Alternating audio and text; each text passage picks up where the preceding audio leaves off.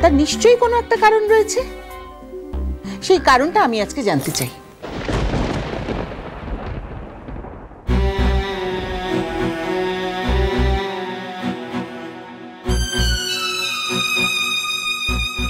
আর শুধু আমি কেন, আমরা সকলে সেই কারণটা তোমার কাছে আজ জানতে চাই। না না, যাকে ভালোবাসিস তাকে এমন করে কাঁদাতে পারিস বাবু? তুই না ওকে ভালোবাসিস?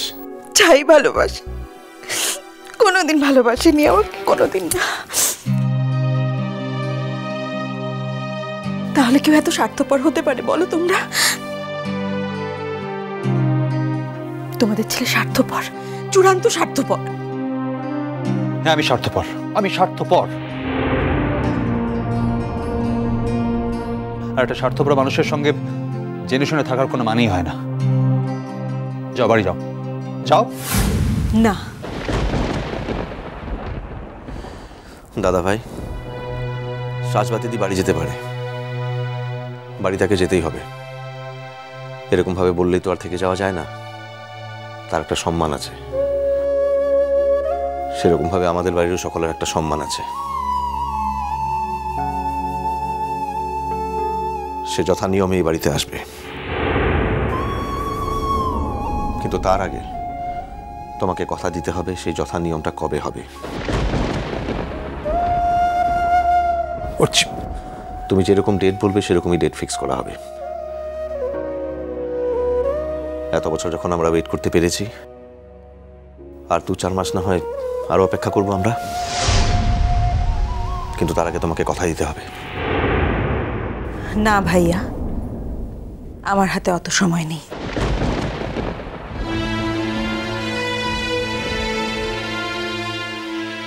অত দেরি করা আমার পক্ষে সম্ভব হবে না। আর তাই জেঠিমণি, মেজমণি, তোমাদের সামনে আমি লজ্জার মাথা খেয়ে বলছি, সামনেই যে বিয়ের তারিখ আছে, সেই দিনই তোমরা আমাকে এই বাড়িতে নিয়ে আসার ব্যবস্থা করো।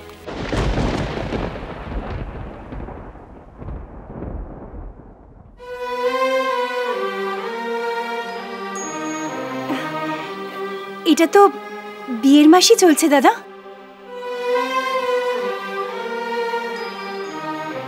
পরপর ডেট আছে, কোনো অসুবিধাই হবে না।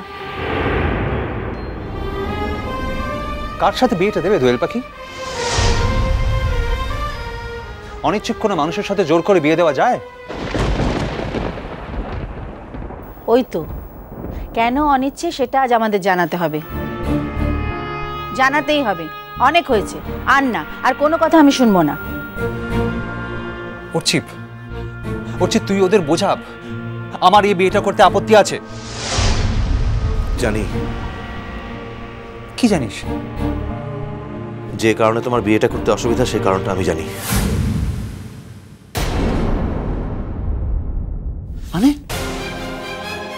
মানেটা এই মুহূর্তে খুলে বলা কি উচিত হবে দাদা ভাই?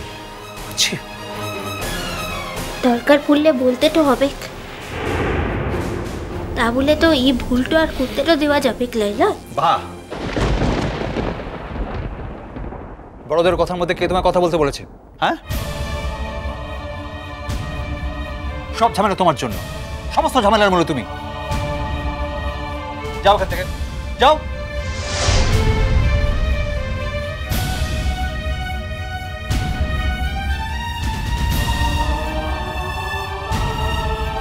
বাহা কোথাও যাবে না।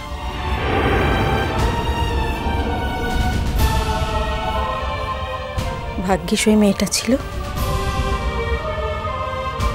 তাই 12 বছর পরে আমি আমার জীবনের করা শ্রেষ্ঠ ভুলটা সংশোধন করতে পারলাম।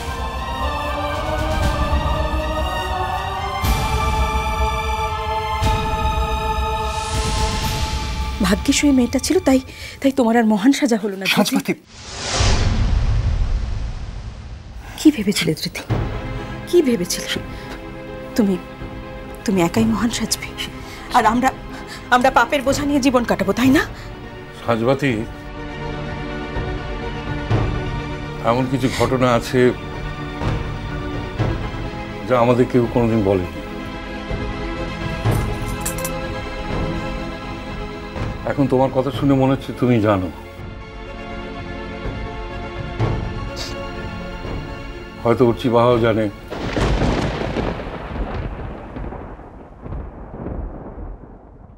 এবাড়ির অন্য কোনো সদস্য জানে কিনা আমি জানি না, তবে আমরা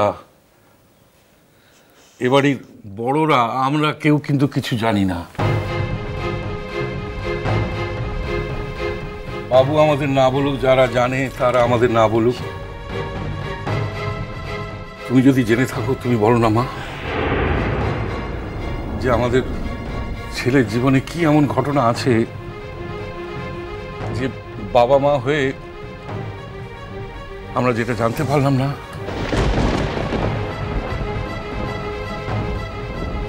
আমাদের ছেলে আমাদের সেই সম্মানটুকু দেয়নি। কি এমন ঘটনা যার জন্য সে তোমার মতো মেয়েকে বারবার প্রত্যাখ্যান করছে? বলো না মা, তুমি যদি জেনে থাকো বলো না, বলবে না?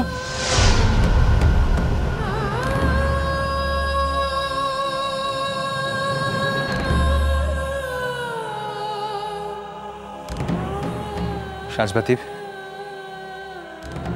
আমার মনে হয় তোমার এখন বাড়ি যাওয়া উচিত। তোমার কাছ থেকে কথা আদায় না করে আমি কোথাও যাব না।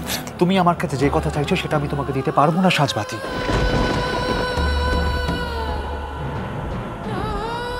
শুধু শুধু আমাদের দুজনের ব্যাপারকে সবার মধ্যে টেনে এনো না প্লিজ।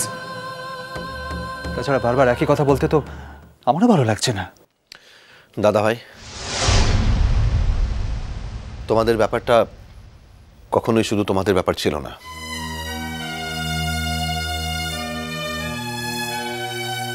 যদি তাই হতো তাহলে তুমি কেন বাড়ি সবার সঙ্গে সাজবাতিদের আলাপ করে দিয়েছিলে, কেন পরিচয় করিয়ে দিয়েছিলে?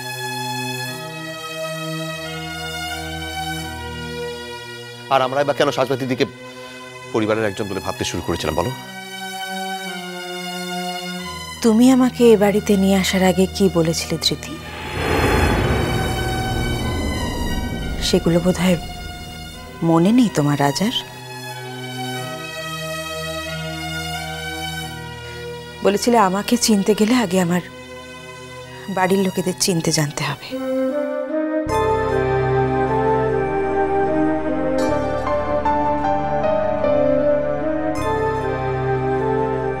আমাকে ভালোবাসতে গেলে আমার বাড়ির লোকেদের ভালোবাসতে হবে।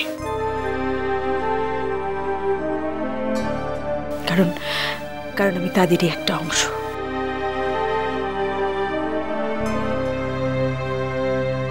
আমি তো তাই করেছিলাম ধৃতি। আমি তো এই বাড়িটাকে আমার শ্বশুর বাড়ি বলে ভেবেছি। এই বাড়ির মানুষগুলোকে আমি আমার নিজের লোক বলে ভেবেছি। কই, আমি তো আমার পথ থেকে সরে যাইনি। তুমি কেন সরে গেলে ধৃতি?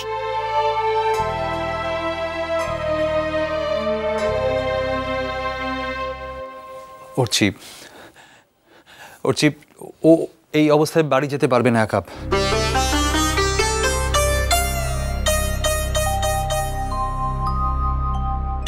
তুই যা, ওকে বাড়ি দিয়ে আয়। তুই, আমি গাড়ির চাবিটা।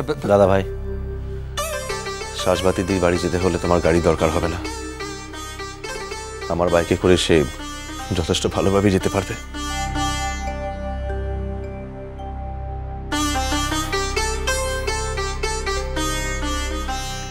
ধৃতি,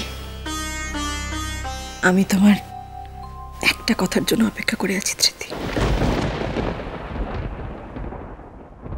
আমার যা বলার ছিল বলা শেষ হয়ে গেছে সাজবাতি।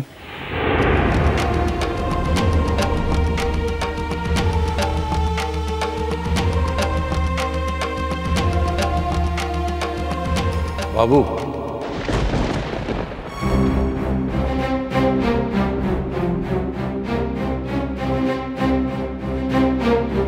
হ্যাঁ বাবা। আজ আমি কারণটা জানতে চাই।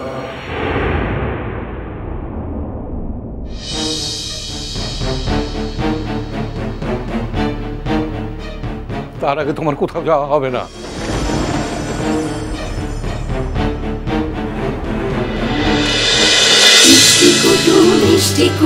মিষ্টি কুটুম